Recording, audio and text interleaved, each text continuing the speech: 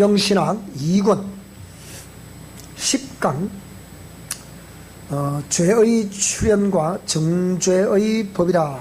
지난 시간에 1번, 2번을 조물주와 피조물의 관계, 그리고 죄의 출현, 그러니까 죄의 생성이죠. 이 두 영역을 지난 시간에 강의를 했습니다. 잠시 한번 살펴보게 되면요, 피조물과 조물주, 하나님과 우리의 관계는 하나님 우리 인간을 지으셨을 때, 그리고 천사를 지었을 때, 즉 말하자면 피조물을 지으셨을 때 하나님께서 그러니까 지으신 피조물들을 통해서 영광 받으시기에 지으셨다. 받으시기 위해서 지으셨다. 그러니까 인격의 신이신 하나님께서 만약에 이 피조물을 지으시는데 이렇게 꼭두가시처럼 이렇게 피노키오처럼 이렇게 짓는 것이 아니고 완전한 자유의지를 가진 그런 존재로 지어서 그들의 인격적인 그러니까 섬김을 받기를 원하셨던 것입니다.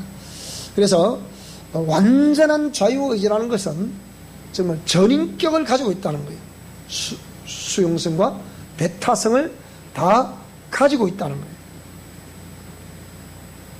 명령을 내리시면 명령을 받아서 순종할 수도 있고 또 거부할 수도 있는 이런 완벽한 인격이 되어야만이 정상적인 인격자로부터 인격적인 섬김을 받으시기를 원하셨다는 것이 이해가 되는 거죠.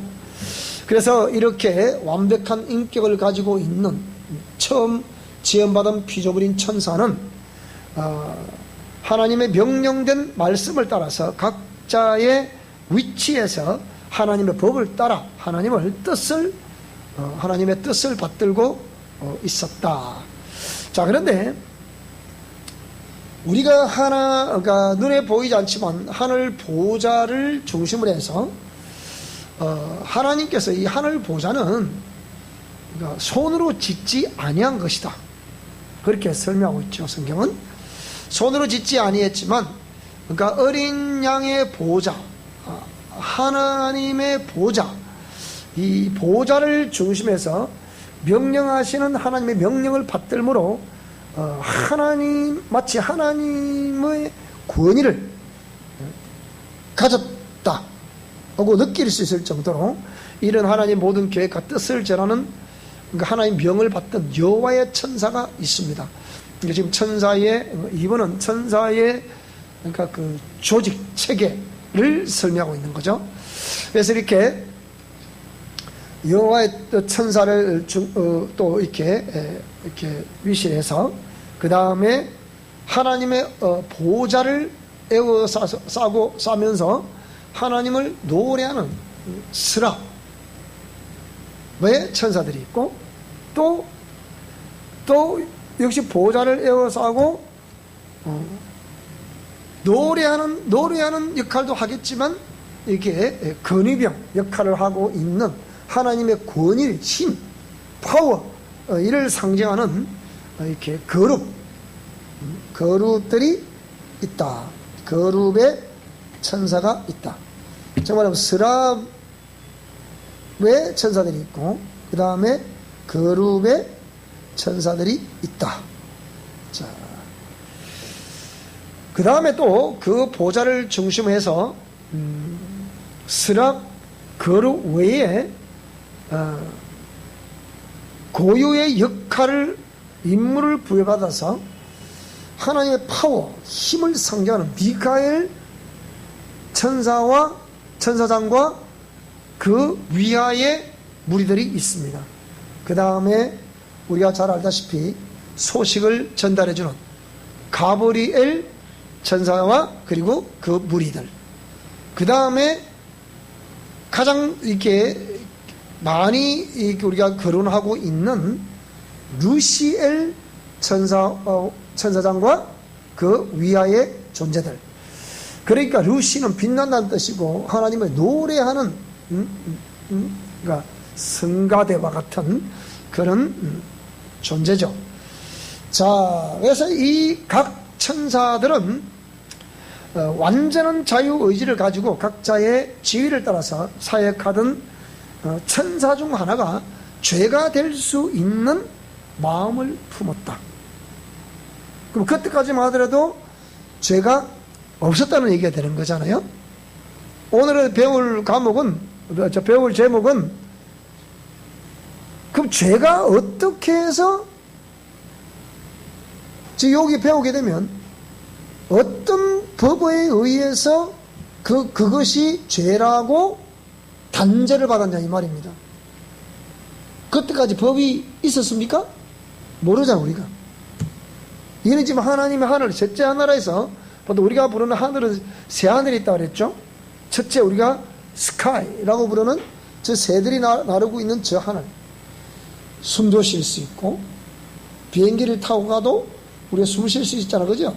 이런 하늘을 스카이라고 그러죠.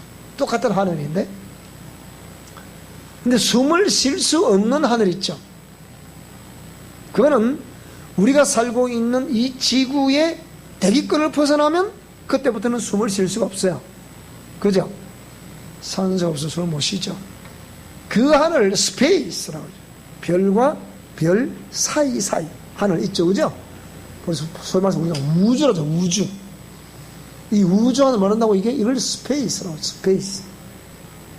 그 다음에 그 우주의 바깥을 나가면 셋째 하늘, 우리가 보통 소위 말해서 신의 하늘이라고 그러죠. 하나님의 하늘이라고 그러죠. 이걸 heaven이라고 그렇게 말하죠. 천국이라고 그러죠. 자, 이렇게 해서 이 셋째 하늘에서 있었던 일이니까 그때 거기서 최초의 피조물인 천사를 지었고 이 천사에게 임무 부여를 해서 각자가 그 임무를 감당할 수 있도록, 그 하나님은 인격의 신이시기 때문에 그 인격자인 천사들을 통해서 명령하신 그리고 명령에 의해서 부여받은 지위에 의해서 하나님의 법, 룰을 따라서 각자가 이렇게 전인격적으로 하나님께 영광 올려드리는 그런 상태에 이제 있다고 생각하면 됩니다. 무슨 말씀이 되죠? 그러니까 우리 인간을 짓기 전이죠. 그렇죠? 인간을 짓기 전. 보통 우리가 우리 정통신학에서는 그럼 천사를 언제 지었습니까? 라고 말할 때 창세기 1장 1절과 2절 사이에 지었다, 이렇게 보통 얘기를 하거든요. 어쨌든 성경을 보면 이 우주를 짓기 전에, 그 전에 이미 하나님의 하늘나라에 있었던 일입니다. 자, 그래서 이 죄의 추리는, 자, 완전한 여기다 있죠. 완전한 자유의지를 가지고 각자의 지위를 따라 사역하던 천사 중 하나가 죄가 될 수 있는 마음을 품었다. 그때가 뭐 죄가 없었다는 얘기죠. 죄가 될 수 있는 마음을 품은데 그것이 곧 최초의 죄의 출현이라. 바로 죄가 생성이 됐다. 누구에 의해서? 이 범죄한 천사 중 한 존재에 의해서 이게 시작됐다 이 말이야. 이것을 이사야 14장에 보니까 에스겔서 28장 같은 거 보게 되면 이것이 바로 소고와 비파를 예비하고 있었다는 걸 보면, 이미 너를 지을 때 소고와 비파가 예배됐다 그랬으니까, 예배됐다 그랬으니까 이 천사장은 하나님을 노래하는 존재라는 것을 우리가 알 수가 있죠. 그래서 이게 이 천사장, 루시엘이라 불렀던 이 천사장, 이 루시엘이라는 천사장이 죄가 될 수 있는 마음을 품었을 때 그를 하나님이 축출해 버리셨죠. 그럼 축출했을 때 축출할 수 있는 어떤 법이 있어야 될 거 아니에요. 그럼 그때까지 법을 말씀하셨습니까? 우리가 보통 정죄의 법 하면 언제부터 시작된 거죠, 이게? 하나님의 법 하면 언제부터, 뭐가 연상이 되나, 여러분? 선악과 연상이 됩니까? 율법 하면 뭐가 연상이 되고 그러면? 모세. 당연히 모세 나오죠. 모세에게 율법을 최초에 내린 것이지 그 내린 적이 없거든 그전에는. 그러면 모세에게 율법을 내린 적이 없는데 어째서 그러면 그런 죄가 될 수 있는 마음을 품고 있는 이 천사장을 정죄하셨냐 이 말입니다. 그리고 아직까지도 그런 모세에게 법을 내리기도 전인데 아담과 하와는 어떻게 해서 하나님이 이렇게 내리셨습니까? 하나님이 그것이 죄라고 판단하실 수 있는 어떤 근거가 있을 거 아니에요. 쉽게 얘기하면 그죠? 근데 그때까지만 하더라도 이 법을 말씀하신 적이 없거든. 없는데 정죄를 했단 말이에요. 축출해 버리셨단 말이죠. 하나님 셋째 하늘에서 허감이 깊은 곳으로 주님 축출해 버리셨단 말이죠. 자, 그러니까 이게 최초의 죄가 이제 출현하게 된 거죠. 그래서 이 천사는 하나님께서 부르셨던 종으로서 지혜받을 당시 소고와 비파가 예비되었으며 에스겔서 28장 15절에 말씀하고 있죠. 그리고 그 천사를 덮는 거룩이라고 표현한 것을 보면 에스겔서 28장 14절에 기록되어 있고요. 이 여호와의 보좌를 에워싸고 하나님을 노래하던 천사였음을 우리가 알 수가 있죠. 그래서 그 천사는 그의 마음에 이르기를 내가 하늘에 올라 하나님의 묵별 즉 천사들 위에 나의 보좌를 높일 것이다. 내가 북극 지폐 이게 천사들 이게 북극 지폐 묵별 높은 구름 이 전부 다 천사를 의미하는 겁니다. 근데 가장 높은 구름이라서 가장 성경에 보면 구름 기둥 불 기둥 얘기 나오죠. 그거 다 천사를 말하는 거거든요. 앞으로 다 여러분 다시 우리가 성경을 구절 한 구절 다 찾아서 우리 교회니까 이런 건 철저히 알아야 됩니다. 이걸 말하면 제가 서울에서 이 강의를 부흥할 때 이 강의를 했더니 그리고 내가 그 서울에서 목회할 때 그 대인교회에서 이걸 강의를 했더니 목사님 저하고 상담 좀 하실까요? 그래. 왜라니까 성경에 구름기둥 불기둥이 천사라는 게 어디 나오십니까? 이러는 거예요. 평생 교회 다니도 구름기둥 불기둥이 천사라는 것을 몰랐다는 거예요. 나이 70다 되면 전도사님 그도 신앙했던 전도사님 그걸 몰랐던 거죠. 자, 근데 구름기둥 불기둥 뭡니까? 천사입니다. 바람 천사입니다. 이거 이제 뒤 좀 더 나올 건데요. 자, 그래서 가장 높은 구름에 올라 그랬으니까 가장 높은 구름은 뭡니까? 그러면 자, 천사들 무리들 가운데 가장 높은 천사가 누굴까요? 누구라고 생각이 되십니까? 네? 루시엘? 이거 가장 높은 구름에 올라 그랬으니까 그러니까 그 천사 중에 가장 자기가 볼 때 이 피조물이 볼 때 가장 높다고 생각되는 저 천사 위에 내가 서서 이 말이거든요. 이 말이 그래서 지극히 높은 자 지극히 높은 자가 누굽니까? 야훼 하나님이잖아요. 뭐 해보겠다? 한번 비교봤으면 근데 이걸 말을 했습니까? 그런 마음을 품었습니까? 뭐에? 마음을 품었죠. 그러니까 죄라는 것은 마음을 품을 때 그게 나오는 거예요. 예수님도 마음에 가득한 것을 입으로 말한다 그랬잖아요. 말과 행동이라는 것은 마음에서 나오는 거예요. 무릇 지킬 만한 것보다 네 마음을 지키라. 생명의 근원이 거기서 나온다 그랬잖아요. 그러니까 우리가 말하고 행동하는 원천은 어디 있습니까? 마음에 있는 거라고요. 근데 이것이 또 다른 말로 우리는 이미 죄 안에서 죄의 지배 아래서 태어난 존재라고 말하면 이미 그 마음판이란 자체가 죄로 오염되어 있는 거예요. 다른 말로 뭐 계시록 18장 2절에 말씀하고 있는 큰 성 바벨론이라고 부를 수 있는 그런 요인들이 내 안에 있다는 거예요. 무슨 말씀이 되십니까? 내 안에 있다는 거예요. 그러니까 이것이 죄인 아빠와 죄인 엄마 사이에 태어났으니까 우리는 죄인이라. 그래서 그 안에 있는 이 큰 성 바벨론과 같은 이것이 다른 말로 보면 마음속에 있는 거니까 겉으로 나타나고 말하는 게 되거든요.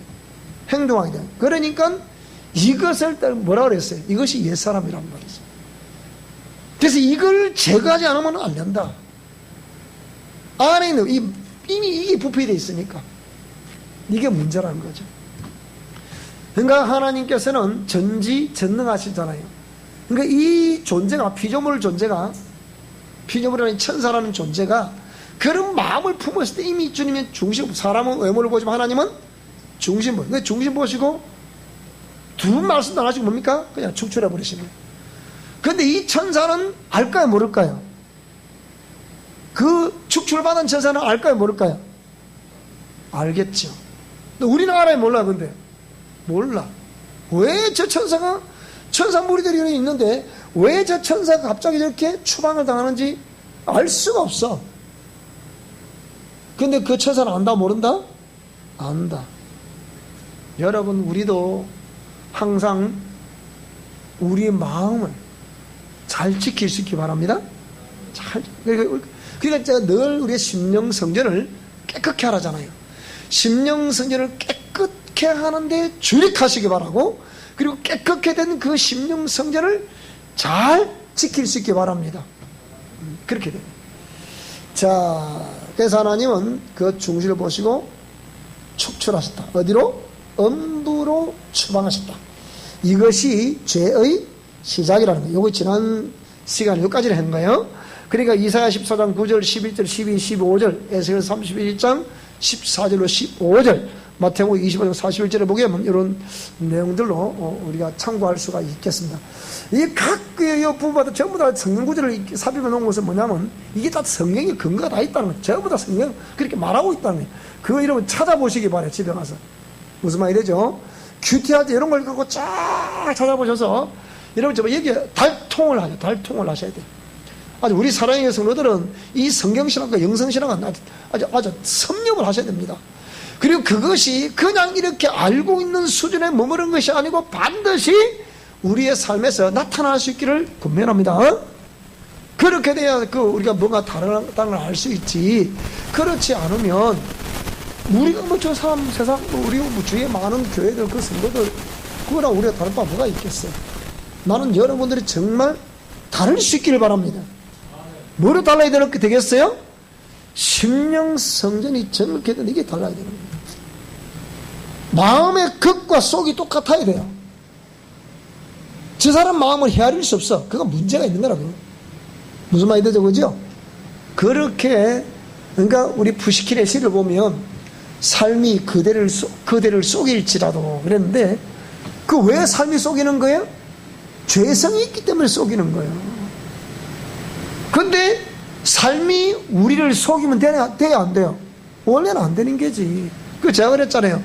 우리가 지금 나의 지금 삶의 현주소는 내가 지금까지 신앙생활 해왔던 뭐라고요? 결과. 내 인생 살아온 성적표예요. 내 신앙생활한 그 모습, 지금까지 신앙생활한 성적표야 그게. 몇 점 받으시겠습니까? 네? 제가 볼 때 99점 정도 받겠습니까? 99점을 구하게 드리죠 그냥. 그래도 1% 부족도 부족이니까 1%는 늘 주님이 우리를 인도하시도록 그렇게 하시면 되겠죠. 그러니까 이렇게 다 우리가 나의 신앙, 그러니까 나의 지금 삶의 현주소가 지금까지 내 신앙의 현주소고 내 인생의 현주소고, 그러니까 그 성적표야, 성적표. 삶의 성적표란 말이에요. 신앙의 성적표란 말이죠. 그래서 이런 걸 보면 나는 오늘 저와 여러분들이 정말 성경을 더 많이 알 수 있기를 원하고, 우리 지금 말하고 있는 영성 실천을 이런 것만 잘 이러면 섭렵을 하고 계셔도, 그리고 이 성경 실천 이 내용만 딱 섭렵해 계셔도 서울에 오는 우리 학생들이, 목사님들이 이 내용 때문에 지금 흥분을 하는 거예요. 이 내용 때문에. 그렇게 궁금했는데 이게 그렇게 안 풀어진다는 거예요. 나이가 60 넘은 목사님이. 근데 제가 이거 한번 탁탁 설명해 주니까 금방 이해를 하는 거예요. 금방 이해하고 박수를 치고. 그렇게 돼야지, 그렇게. 자, 그래서 오늘은 세 번째, 심판하시는 하나님과 정죄. 다시 한번 보겠습니다. 자, 창세 이전에 하나님께서 하늘나라에서 손으로 짓지 아니한 성전을 베푸심으로 하나님의 예정과 그 뜻을 펼치시기 시작했는데, 그 첫째로 하나님의 뜻을 수행하기 위하여 뭘 지으셨다? 천사를 지었다. 그 천사는 시편 103편 20절로 22절에 보면 이 천사를 왜 지으셨는가에 대해서 나오고 있습니다. 지음받은 그 천사들에게 각자의 지위를 부였다. 유다서 6절에는 자기 지위를 이탈했다 했잖아요. 자, 유다서 6절 우리 한번 볼까요? 한번. 자, 유다서 6절은 뭘 말하고 있는 거 아니? 자, 여기에 보니까 또 자기 지위를 지키지 아니하고 자기 처소를 떠난 천사들을 큰 날의 심판까지 영원한 결박으로 어디에 가뒀다? 흑암에 가두었다. 그래 봐. 여러분, 이 흑암이 어딜까요? 문제는 그거예요. 이 흑암에 가뒀는데 흑암이 어디겠냐 이 말입니다. 이 우주가 어둡다는 사실을 여러분 아시나요? 우주는 캄캄합니다. 우주 속 어디면가 이 존재는 갇혀 있는 거예요, 이렇게. 자, 이렇게 해서 자기 지위를 지키지 아니하고 자기 처소를 떠난 천사들이다. 그래, 이렇게. 그러니까 자기 지위, 그러니까, 지위를 부였다 그랬죠. 에스겔서 28장 13절로 14절에도 지위 부였다 그랬죠. 자, 하나님의 지위를 부여해서 하나님의 영광을 노력했는데, 하나님께서는 피조물을 지으시면서 말씀은 하시지 않으셨고 공개하지 않으셨으나, 자, 하나님의 품속엔 하나님만이 가지고 계시는 한 법이 있다 없다? 법이 있다는 거예요. 자, 에스겔서 28장 10절 한번 볼까요? 한번 그러면. 자, 에스겔서 28장, 에스겔서 28장 16절을 보겠습니다.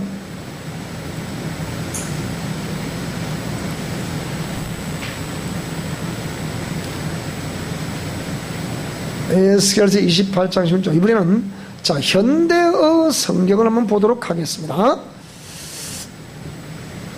에스겔서 28장 16절로 18절 한번 보겠습니다. 자, 여기 보니까 무역이 번창하자, 이는 현대어 성경입니다. 너는 오히려 비뚤어져서 백성을 탄압하고 무고한 사람을 죽이기까지 하여 죄를 쌓았다. 그러나 내가 너를, 여기는 지금 두로 왕을 빗대어서 지금 설명하면서 네가 하는 행위가 보니까 꼭 그 전에 하나님 셋째 하늘에서 추방된 그 존재와 똑같은 행위를 네가 한다. 그 소리, 그 말씀이, 이 말씀이. 그래서 내가 너를 그 거룩한 신들의 산에서 뭐라고요? 쫓아냈다는 거예요. 너를 보호하던 거룩 천사가 불붙은 돌들 사이에서 너를 뭐라고요? 멸망으로 몰아 넣었다는 거예요. 너는 아름다움에 취해 교만해졌고 허영심에 빠져 네 귀중한 지혜를 내버렸으며 재물들 때문에 지혜를 잃고 바보가 되어버렸으므로 내가 너를 땅바닥으로 내쳐서 모든 왕들에게 조롱을 받도록 내버렸다. 네가 온갖 탄압과 폭력을 다 써가며 무역을 성공시키고 그렇게 번 돈으로 성전도 많이 지었지만 그것은 사실 성전을 더럽힌 행위였다. 그래서 내가 바로 네 도성 한가운데서 불이 터져나와 성전과 함께 네 도성을 모조리 태우게 만들었다. 그러므로 이제 네 도성을 지나며 구경하는 사람들이 쓰레기 더미와 잿더미밖에 아무것도 찾아볼 수 없을 것이다. 자, 이렇게 해서 이 하나님만이 가지고 계시는 한 법이 있었다는 것을 우리가 이렇게 알 수가 있는데요. 자, 하나님께서는 피조물을 지으셨으니 그 피조물들을 다스리는 어떤 법이 있다는 것을 우리는 예측할 수 있다 없다. 근데 피조물을 지었으면 어떻게 이 피조물을 관리하며 다스릴 것인가, 어떤 법이 있어야 될 거 아니에요, 그죠? 없이 짓는 건 아니거든요. 우리가 어떤, 예를 들면 어떤 모임을 하나 만들어 놓으면 모임에는 어떤, 우리가 모임을 이렇게 합시다 라는 그런 기준이 있잖아, 그죠? 그 기준이 있단 말이에요. 그게 법이라, 법. 자, 그러므로 피조물들은 하나님께서 그 법을 굳이 말씀하지 않으셔도, 자, 그 법 안에서 움직여야겠죠, 그죠? 그렇잖아요. 그 법을 말씀하지 않으셨다 하더라도 피조물들은 조물주가 지은 대로 그 주신 인격을 가지고 그대로 수행해야 되는 거예요. 그래서 이 법을 벗어나면 뭐가 된다고요? 불법이 되는 거란 말이에요. 이 법은 하늘나라의 법이요, 피조물들을 다스리기 위하여 세운 법인데, 하나님은 그 법을 품속에 이렇게 가지고 계셨었다.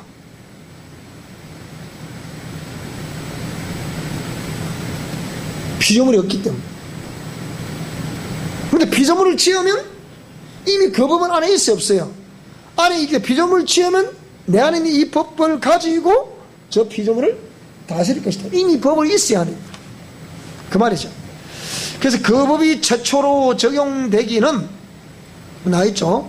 최초로 적용되기는 하나님의 하늘나라에서 천사 중 하나가 그의 마음에 그 법의 접촉이 되는 마음을 품자 심판하신 하나님은 즉시 그 법의 효력을 발생시키셨다.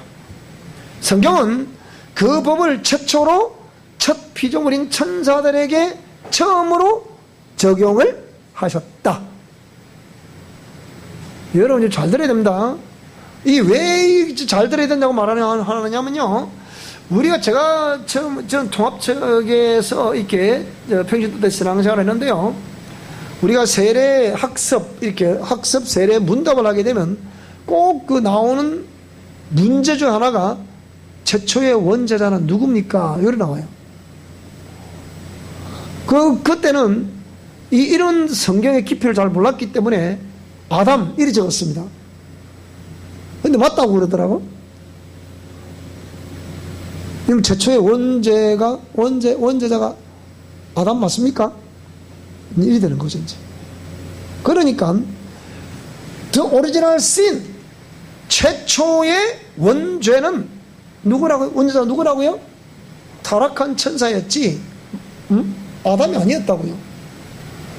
근데 나는 아담이라 배웠거든, 그렇게.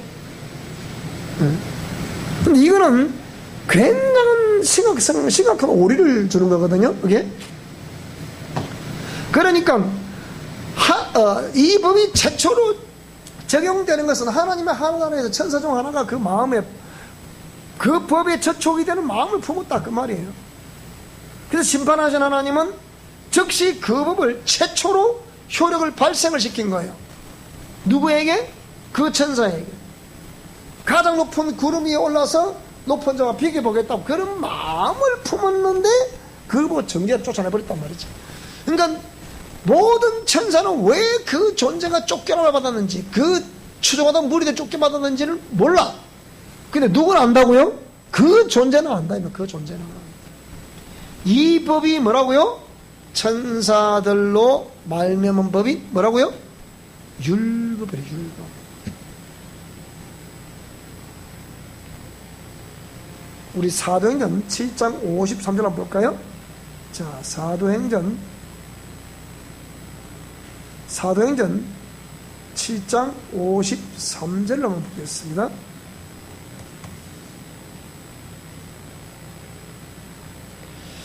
여기에 뭐라고 말씀하는 거 보세요. 자, 너희가 천사가 전한 율법을 받고도 지키지 않으면, 그러니까 천사가 전한 법이다. 그러면 시내산에서 모세에게 그 법을 내려주신 존재가 누구라고요? 니은을. 우리가 시내산에서 뜰 줄기나무 불꽃 가운데 누가 나타나셨어요? 근데 하나님 나타났다 그래요. 하나님이 그 법을 주셨다 그랬어요. 근데 성경은 뭐라 말하고 있냐? 천사라 그랬어. 여기서 이제 목사님 난 처음 듣는 얘기인데요. 그래서 성경 구절 여러분 자세히 살펴보라는 이유가 거기는 요 뒤 다음 과목 나오면 거기 다 나옵니다. 전부 다. 그 성경에 쫙 기록되어 있는 우리가 보통 하나님이라고 일컫는데 실제 그 하나님의 종로로 타는 존재는 누구라고요? 천사란 말이에요. 자, 시편 우리 아까 이거도 시편 103편 한번 볼까요? 그러면 자, 시편 우리가 많이 알고 있는 구절인데요. 시편 103편 자 20절로 가보겠습니다. 여기 보면 뭐라 했습니까? 자, 한번 읽어보겠습니다. 시작. 능력이 있어 여호와의 말씀을 행하며 그의 말씀의 소리를 듣는 여호와의 천사들이여 여호와를 송축하라. 그에게 수종들며 그의 뜻을 행하는 모든 천군이여 여호와를 송축하라. 여호와의 지으심을 받고 그가 다스리는 모든 곳에 있는 너희여 여호와를 여기 뭐라 그랬어요? 잘 들어보세요. 이쯤 시편 103편 20절로 22절은 다 기억해 놓으셔야 돼요. 외워으면 더 좋고 외우지 못하더라도 시편 103편 20절로 22절은 천사노래의 핵심되는 구절이다. 이렇게 이해하시면 돼요. 근데 이게 뭐라 그랬습니까? 이렇게 잡으세요. 첫째는 이 천사는 뭐라고요? 여호와로부터 뭐라고요? 지으심을 받았다. 그런데 이 천사는 뭐라고요? 하나님의 말씀의 소리를 듣는다. 이 하나님의 지으심을 받고서 다스리는 모든 곳에 있다 그랬잖아요. 그래서 하나님께 수종된다 그랬잖아요. 하나님의 뜻을 행한다 그랬잖아요. 그를 행하려면 능력이 있어요. 그 능력이 있어.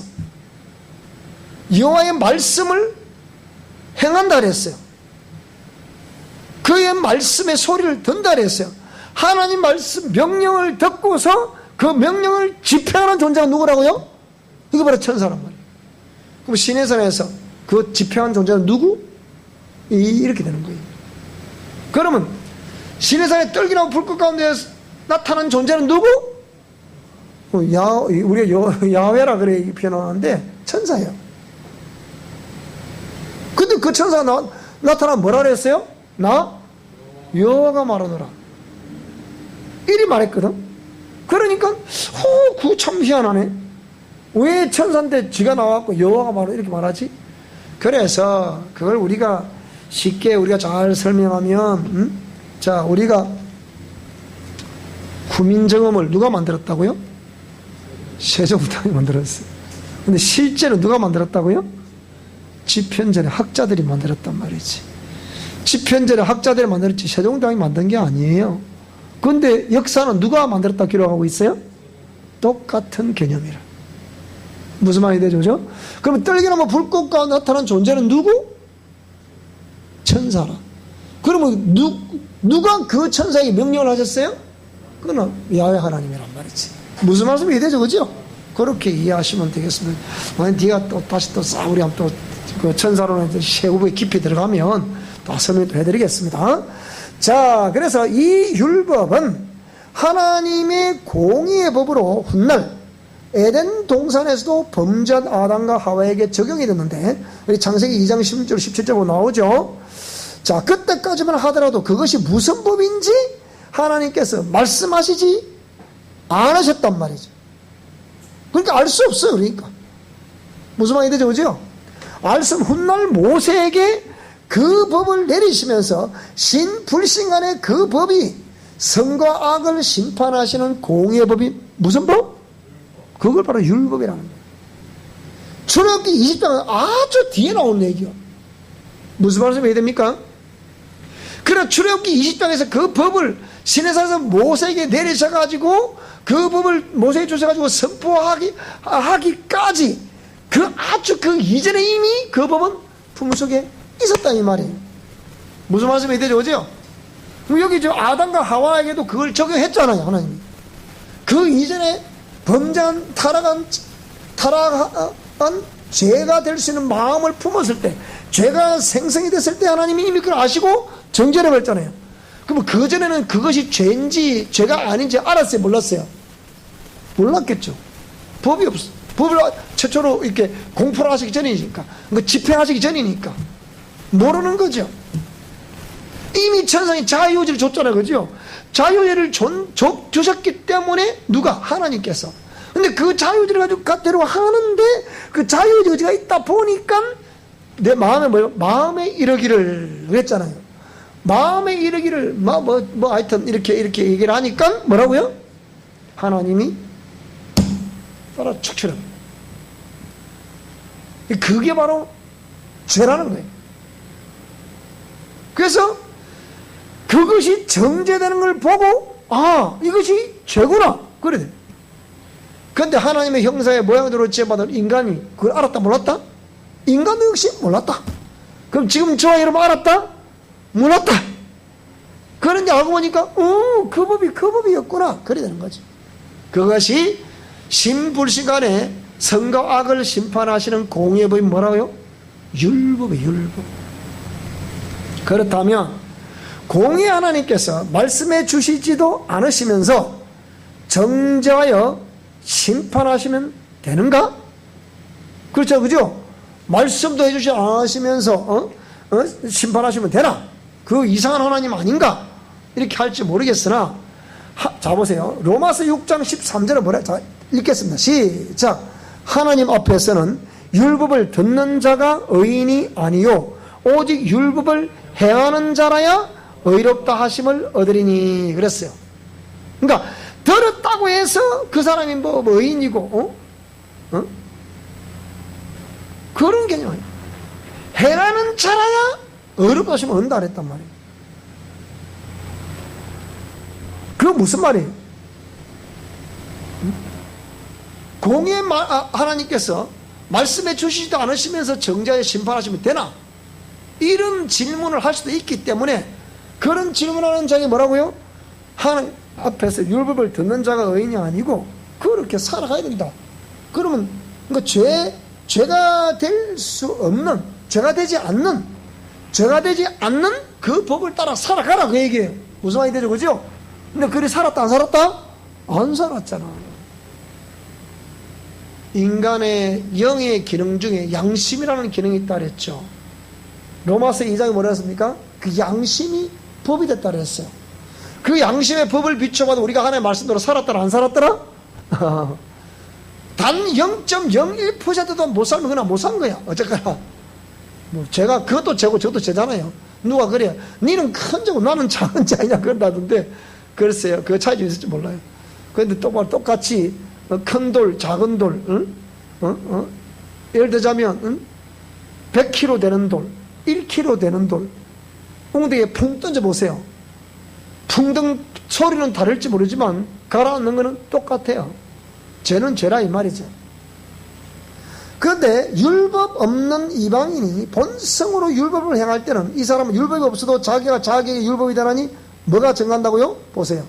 그 양심이 증거가 된다 그랬잖아요. 이 로마서 2장 14절에 있는 말씀. 이런 걸 보면 하나님의 공의의 법은 하나님의 하나님에서도 또한 말씀과 복음을 듣지 못했어도 뭐라고요? 피조물인 인간의 양심이 증거가 되는 것이다. 그 양심의 저촉이 되거나 옳지 못하다는 기준도 하나님의 마음속에 있었던 그 율법이 판단과 정죄의 기준이 되는 것이다 이 말입니다. 무슨 말씀이 되죠? 그죠? 설령 자기 양심에 어떤 그런 일이 있었다 하더라도 그것이 하나님의 율법이 판단과 정죄의 기준이 되는 것이다. 그 자체가 율법이기 때문에 율법은 결론적으로 자기 양심, 즉 자신의 중심을 살펴보라는 법임을 알 수가 있는 거예요. 그래서 로마서 7장 7절 이하의 10절 그 말씀입니다. 자, 로마서 7장 볼까요? 한번 7장 7절로 10절. 로마서 7장 7절로 10절을 보겠습니다. 자, 그런즉 우리가 무슨 말을 하리요? 율법이 죄냐? 그럴 수 없다. 율법으로 말미암지 않고는 내가 죄를 알지 못하겠다. 그러니까 율법으로 말미암으면 우리가 죄를 안다는 얘기죠. 곧 율법이 탐내지 말라 하지 아니하였더라면 내가 탐심을 알지 못하였으리라. 그 율법이 탐내지 말라 했으니까 그 탐을 내면 죄가 된다 이 말이죠. 그런데 이미 이 기준이 율법을 내리시기 전에 어디에 있었다고요? 하나님의 품속에 있었다 이 말이에요. 쉽게 얘기하면. 그러니까 천사들은 하나님의 품속에 있는 그 법을 가지고 정죄한 거라 이 말이에요. 근데 그 법을 모세를 통해서 이렇게 내리신 거죠 이제 백성들에게. 그러나 죄가 기회를 타서 계명으로 말미암아 내 속에서 온갖 탐심, 그러니까 그런 율법으로 말미암아 탐심이라는 걸 알게 됐는데, 죄가 만약에 그렇지 않고 보세요. 율법이 없다고 해서 지가 그런 삶을 살면 되는 게 아니잖아요. 그러니까 죄가 기회를 타서 계명으로 말미암아 내 속에 온갖 탐심을 이루었다. 이는 율법이 없으면 죄가 뭐라고요? 죽은 것이다. 이 무슨 말이에요? 죄가 기회를 타서 계명으로 말미암아 내 속에 온갖 탐심을 안에서 팍 탐심을 이루었다. 근데 율법이 없다 생각해 보세요. 율법이 없으면 어찌 되겠습니까? 율법이 없다면 그 죄가 죽었다는 개념이 무슨 개념이냐면 효력이 없다. 효력 발생이 못한다 이 말이 쉽게 얘기하면. 그런데 뭐라고요? 율법을 깨닫지 못하실 때는 내가 살았더니, 잘 보세요. 무슨 말이 되죠, 그죠? 근데 율법이 딱 주어지니까 계명이 이러니까 죄가 살아나더라. 그게 무슨 말이에요? 그것이 죄라는 개념으로 드러나게 되더라 이 얘기예요. 죄로 드러나더라 그 얘기입니다. 무슨 말이 되죠? 그러다면 누가 죽겠어요? 자동으로 나는 죽는 거예요. 무슨 말씀이 되죠, 그죠? 그 얘기예요. 그래서 뭐 생명에 이르게 할 그 계명이, 그 생명에 이르게 할 그 계명이 뭡니까? 이게 율법이거든요. 율법이 자꾸 율법을 정죄법 그러니까 이 도대체 누가 자꾸 정죄법이라고 할까 몰라요. 원래 율법의 근본 정신, 율법은 생명이에요, 생명. 그러니까 생명에 이르게 할 계명이 율법이라니까요. 근데 그것이 그 율법이 적용되느냐 안 되느냐, 그 양심에 저촉이 되느냐 안 되느냐 이거였잖아요. 근데 생명에 이르게 할 그 계명이었는데 내게 대하여 도리어 뭐에 이르게 됐다? 사망에 이르게 됐다. 그 사망에 이르다는 뭡니까? 그 법으로 말미암아 내가 이것이 죄라는 것을 깨닫게 됐다 그 말입니다. 그 소리, 그 소리예요. 자, 그래서 누가복음 10장 41절로 41절 말씀, 너희 안에 있는 것으로 구제하라 했어요. 너희 안에 죄가 있다, 죄가. 응? 너희 안에 죄가 있다. 이게 문제라는 거예요. 죄가 있다. 사무엘상 10장 7절에 뭐라 했어요? 사람은 외모를 보니 하나님은 뭘 본다고요? 우리의 중심을 보신다는 거예요. 중심을 보신다는 거예요. 이게 다른 거죠, 이게. 자, 그러니까 율법은 결론적으로 자기 양심, 즉 자신의 중심을 살펴보라는 법이라는 것을 우리가 알 수 있다 이 말이에요. 무슨 말이 되죠, 그죠? 즉 하나님의 말씀이 공적 계시가 없었던 우리의 선조들이라 할지라도 과연 자기의 양심과 하나님의 공의의 판단 기준에 어렵다고 말할 자가 존재하겠나 이 말입니다. 나겠나 이 말입니다. 그러므로 천사의 마음을 아신 하나님께서는 이 법으로 그 천사의 불의한 세상과 같은 그 마음의 중심을 깨뜨려 보시고 즉시 하늘나라에서 어떻게 해요? 축출을 해버린 거예요. 그래서 하늘나라에서는 죄와 의가 공존할 수 없기 때문이잖아요. 그 천사들이 하나님의 법 테두리 안에서 하나님을 섬겼다면 하나님은 그를 정죄하지 않았겠죠. 그죠? 그 천사는 하나님의 법 테두리를 벗어나는 마음을 품었었고 하나님께서는 즉시 그 존재를 정죄하심으로 그것이 죄라는 것을 최초로 알게 해 주셨다. 이것이 바로 최초의 죄의 시작이다 이 말입니다. 오리지널 신, 하마르티아. 이 뜻이 뭡니까? 빗나간 화살이라는 뜻이에요. 뭐에 빗나갔다? 하마르티아라는 것은 이 빗나간 화살이라는 뜻이에요. 관통을 했어야 되는데, 그러니까 하나님의 법에 순종함으로 삶을 살아가야 되는데 그 법에 빗나갔다. 그게 죄가 되는 거죠.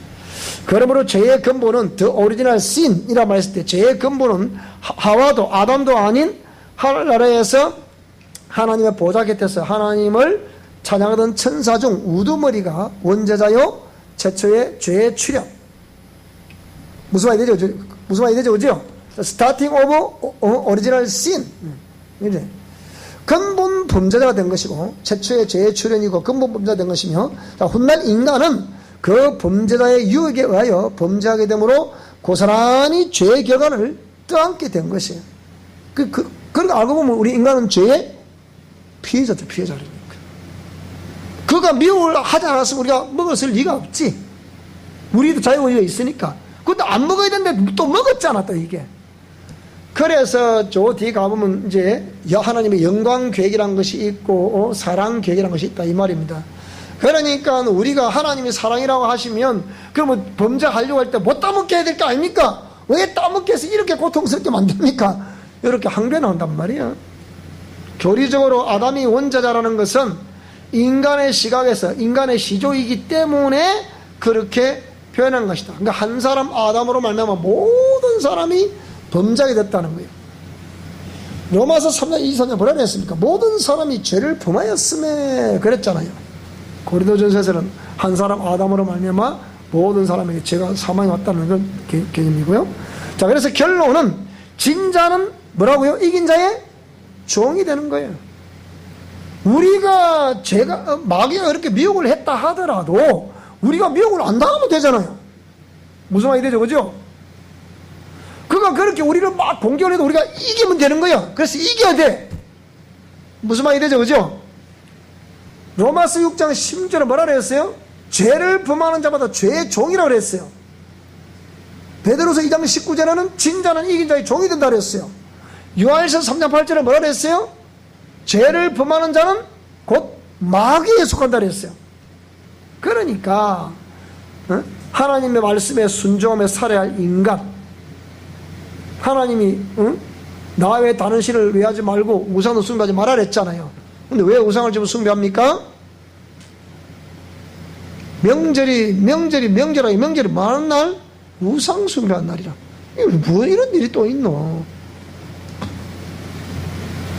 제가 어저께 오늘 대통령하고 북한의 최고 지도자하고 하다가 보면 참 느낌이 많이 있더라고요. 하나님이 저때 제가 대구 산에서 기도할 때 앞으로 복음일풍이 남쪽에서 북쪽으로 분다더니 이걸 통일을 의미하는 건가? 복음이 전달될 수 있다는 건가? 그래서 더 들어요. 그런데 지금 이 남한 정부에서는 계속해서 뭡니까? 지금 동성애를 그것이 인권이다 해서 막 그냥 난리 법석이죠. 그러면서 지금 또 이렇게 기독교 자체를 아예 복음을 전하지 못하도록 앞으로 케어하는 그 복지한 데 있잖아요. 근데 앞으로 예배를 못하게 돼 있습니다. 예배하다만 누가 신고를 하면 300만 벌금물이에요. 이 기독교 정신으로 세운 학교 체벌하면 불로사면 물어야 돼, 앞으로. 왜 보통 문제 아니거든, 지금 이게. 완전히 기독교 말살 정책이에요. 그런데 만약 북한하고 통일이 됐다. 나 참 재밌겠더라고. 북한에 동생이 그러면 집어치우라고. 그럼 방해도 지금. 무슨 이딴가 있나? 이럴 거라고. 보나. 남한은 뭐라고요? 인권 그러면. 내가 가만히 생각해. 때로는 통일이 되고 저 위에 사람 지도자가 등장을 하고 싹 쓸어버려야 돼. 그러다 더 들더라니까. 자유만 주어진다면, 그죠? 남한이 완전 타락다 보도 타락이 아니야, 이거. 북한의 지하 교인들 이러면 고난당한 거 봤죠? 그 동상 많이 나오대. 완전히 이게 완전 아프리카에 피골 상접한 사람처럼 표현이 없어. 그래서 막 해골 바지가 막 일을 하더라고, 내가 보니까. 모트위터 선교 이상목사 같은 그 간증을 들어보면 근데 우리는 그걸 보고 아이고 불쌍해라. 그들은 뭐라고 하는지 압니까? 남한의 우리 형제들 잘 들으세요. 우리를 위해 울지 말고 기도하지 말고 당신들이나 잘하세요. 그럼 이게 보통 문제 아닙니다. 그러니까 원죄자의 유혹의 말을 듣고 그를 따른 죄의 피해자이나 거기에 대하여 철저하게 몸부림치는 회개가 있어야만이 다시금 회복할 수 있는 기회가 주어지는 거예요. 그래서 세례 요한도 예수님도 맨 첫 마디가 뭐였어요? 왜 첫 마디가? 회개하라. 이렇게 표현합니다. 그러니까 따라합시다. 회개하라는 음성은 축복의 음성이다. 회개하라는 음성은 축복의 음성이다. 근데 우리가 교회에서 강단에서 회개하라 말하면 그걸 마치 저주나 퍼부는처럼 얘기를 하거든요. 근데 여러분 혹시나 우리 강단에 제 외에 어떤 제가 저는 이렇게 전하니까 여러분 너무 잘 아시니까 그렇다 하더라도 어떤 분 다른 목사님이 오서 설령 말씀을 전한다 하더라도 회개하라는 음성을 크게 아멘하셔야 돼요. 그렇죠, 그죠? 그래. 자, 여기에 마지막 영화 마칩시다. 그래서 이 율법을 분석을 해보니까 율법은 613개의 조항으로 되어 있어요. 248개의 조항은 하라는 명령문으로 되어 있어요. 365개의 조항은 하지 말라는 명령문으로 되어 있어요. 그러니까 하라, 하지 말라는 조항으로 613개 조항으로 되어 있습니다. 왜 그런데 우리 많은 신학자들이 그렇게 표현합니다. 왜 근데 하지 말라는 조항이 365개냐? 1년은 365일이야. 근데 왜 365개냐? 이게 참 여러분 아이러니하지 않습니까? 그 정도로 매일 하나님의 말씀을 기억하라는 거예요. 무슨 말씀이 되죠? 매일매일 그 말씀을 기억하라. 하지 말라는 말씀을 꼭 기억하라. 그 얘기입니다. 무슨 말씀이 되죠? 자, 최선을 다해 지키기를 노력하나 율법 앞에 비춘 자신의 모습이 지키면 지킬수록 뭐로 드러나더라? 죄인으로 드러나더라. 그 모습 그대로 다시 하나님 앞에 무릎을 꿇고 죄인임을 고백할 때 다가오시는 하나님이 무슨 하나님? 그 하나님이 사랑의 하나님이에요. 무조건 그냥 요즘은 이제 하도 안 되니까 돈 줄 테니까 주일날 돈 주니까 교회 나오세요. 무료 급식 여러분 무료 급식 하는 때는 이미 지나갔습니다. 아주 오랜 옛날에 하는 때 아닙니까? 그런 거 하도 안 돼. 그런 게 사랑의 하나님 아니에요. 지금 그렇게 하면 욕되는 것입니다. 지금 우리 기독교 그러지 않습니까? 진짜 복음을 안에 실어줄 생각을 하지 않고 자꾸 외형적인 거 더 이상 돌파구가 없으니까 그 무료급식 그게 돌파구야 지금. 네? 교회 돈 서울에 대기도 있으면 알잖아요. 돈 주는 그게 돌파구야. 그럼 이 사람은 돈 주면 그게 가난한 사람 구제하는 거라고. 여러분 구제하는 거 아닙니다. 그건 사랑 아니에요. 그거는 오히려 더 범죄하게 만드는 거지. 돈 줘봐 어쩌는지. 제가 송파구에 있었잖아요. 근데 이 교회 대형교회가 하나 있지. 송파구에 대형교회 많거든. 이만희 교회도 바로 그 밑에 있고, 우리 요새 김은호 목사, 그 무슨 교회고, 김은호 목사 그 교회 이름 뭐냐. 그 교회도 바로 제가 있던 교회 바로 뒤에 거 있거든요. 뒷블럭에 있거든요. 무슨 교회고, 그거. 요새 특별히, 무슨 기도회인가, 당연히 기도가 하는 주창한 분이 있잖아요. 그것도. 우리 저희도 교회 많이, 1부 예배는 이 교회 가서 한 푼 없고, 2부는 저기 한 푼 없고, 3부는 저기 없고, 4부는 저기, 그러면 그건 뭐 하느냐? 그 갖고 술 사먹어 가서, 아이고, 내 참기야. 그래, 내가, 주지 마라, 이랬더니, 당연히 목사님 주라 그랬더니, 아이고, 내 참말로. 줘야 될 게 아니라, 제가 대구 있을 때 그 경험 많이 해봤잖아요. 어저께도 누가 들어왔더래, 여기에. 그 상황에 와서, 여기 영성스러워서 들어왔는데, 저는 불교 신자인데, 그거 들어왔더래. 내가 그거 뭐하러 왔냐? 돈을 들어왔어, 번 한 번 하거든. 틀림없이. 제가 울산을 가야 되는데, 어쩌고저쩌고. 나중에 미나시 오세요. 그러니까, 그거 가도 그만 안 오잖아. 그거 뭐하러, 이 돈을 들어오는 사람들이야, 그런 사람들. 자, 그러니까 사랑의 하나님이란 거, 하나님은 사랑이시라는 것을 잘 이해를 하셔야 돼요. 하나님이 법을 지키기 위해서 최선을 다하다가, 최선을 다했지만, 내가 이 법을 지킬 수가 없더라. 그때 두 손 들고, 주님 용서해 주세요. 다시 은혜 베풀어 주세요. 그때 다가와 주시는 하나님이 사랑의 하나님이라. 무슨 말씀이 이해되십니까? 이것은 율법을 지킴으로 자신의 의를 자랑하거나 의로움과 구원의 기준을 삼으려고 하는 것이 아니다 이 말입니다. 뭐라고요? 하나님을 사랑함으로 그 법을 지키려고 노력할 뿐이다. 우리는 하나님을 사랑함으로. 여러분이 하나님을 진짜 사랑하십니까? 그러면 진정 사랑하시면 우리가 이 법을 지키려고 노력하셔야 돼요. 무슨 말씀이 되죠? 그래서 이것을 제가 옛날에 그 86년도 우리 지금 현재 백석 대학교 백석 전신에 방배동 총시를 제가 나왔잖아요. 거기에 당시에 학장이었던 최순직 박사가 뭐라고 그랬냐? 이것을 뭐라고요? 내가 그걸 뭐 지킴으로 자신의 의를 자랑하거나 의로움과 구원의 기준을 삼으려고 하는 것이 아니다. 하나님을 사랑하러 그 법을 지키려고 노력할 뿐이다. 이것을 뭐라고 한다고요? 따라요. 복음하의 율법론. 그것을 복음하의 율법론이라. 내가 주의 은혜를 받고 보니 내가 이제 하나님의 말씀대로 살아야 되겠더라. 무슨 말이 되죠? 말씀대로 산다는 것이 그 법을 지키는 거 아닙니까, 여러분? 이거 말씀대로 사는 게 뭔데, 그러면? 사람들이 그걸 몰라.